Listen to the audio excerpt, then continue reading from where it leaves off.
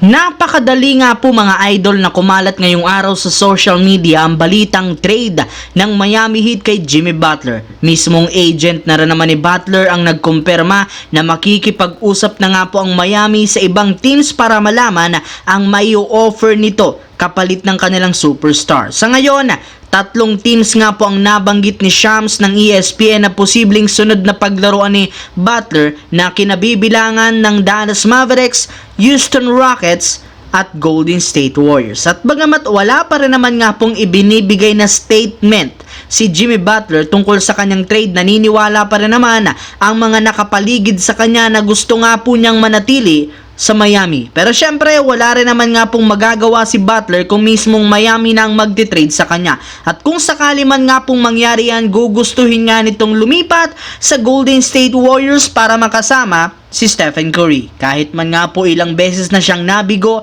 sa pagkuha ng kampyonato, hindi pa rin naman siya nawawala ng pag-asa. At naniniwala nga po si Butler na magkakaroon siya ng mas mataas na tsansang makuha ang kanyang unang titulo sa kupunan ng Golden State Warriors. Samantala, marami nga pong mga analyst ang nagsabi na ang mismong rason bakit nahihirapan ng Lakers na manalo, hindi nga nila masyadong namamaximize ang versatility ni Anthony Davis sa loob ng court. Imbes nga po na gamitin nila ito bilang power forward, pinipilit nga po ng Lakers na ilagay ito sa sentro kahit nahihirapan siyang makipagsabayan.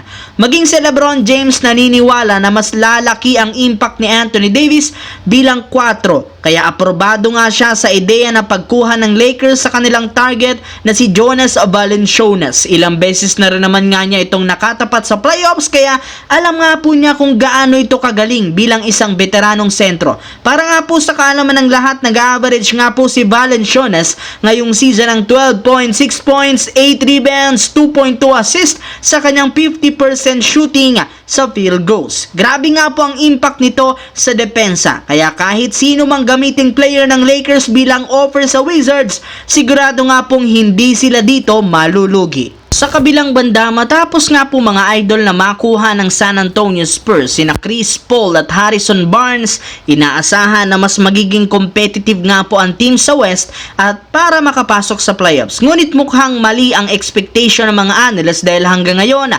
nananatili pa rin sila sa ika-11 pwesto na merong record na 12 wins, 12 losses. Ibig sabihin, napakaliit nga po ng chansang makapasok sila sa playoffs at maging sa play-in. Kaya kailangan pa rin naman nga po ng team gumawa ng pagbabago. At ayon sa isinuggest ng isang analyst, maaari nga pong makuha ng San Antonio si LaMelo Ball mula sa Charlotte Hornets gamit sina Keldon Johnson, Trey Jones, Braham at 3 future first round pick. Sayang laman nga po ang talento ni LaMelo Ball sa Hornets, kaya mas mabuti nga pong kunin siya ng Spurs para magkaroon sila ng bagong katandem sa kanilang team.